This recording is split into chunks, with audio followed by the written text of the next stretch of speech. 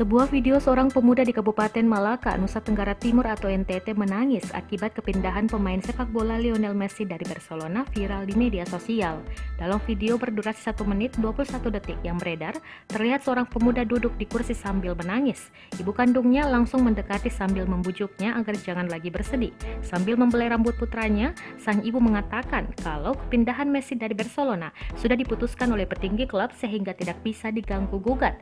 Ya tapi kan ada, ini kan klub ini siapa yang putuskan dia Barcelona ini Messi dari Barcelona, siapa yang putuskan? Barcelona yang putuskan. Karena tidak suka dia atau kesalahan apa? Oh ini klub yang putuskan dia.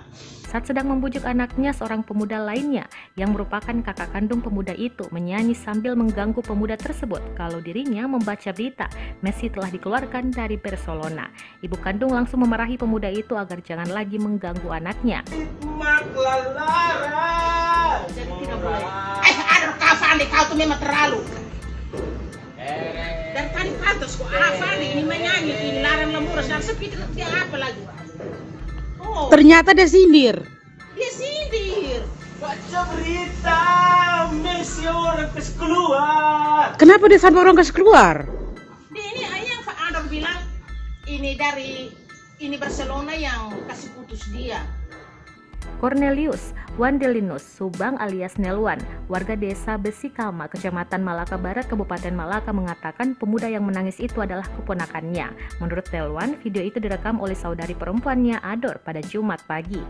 Kemudian ibu kandung Ador yang mencoba menenangkan Ador dalam video bernama Mama Gabriel Tiasa, sedangkan pria yang menyanyi tersebut adalah kakak kandung Ador yang bernama Fandi. Ador diketahui baru lulus sekolah menengah kejuruan atau SMK dan rencananya tahun ini akan kuliah. Ador saat ini sedang membuka usaha kuliner di depan rumahnya. Menurut Nelwan, sejak kecil dia sudah mengagumi Messi.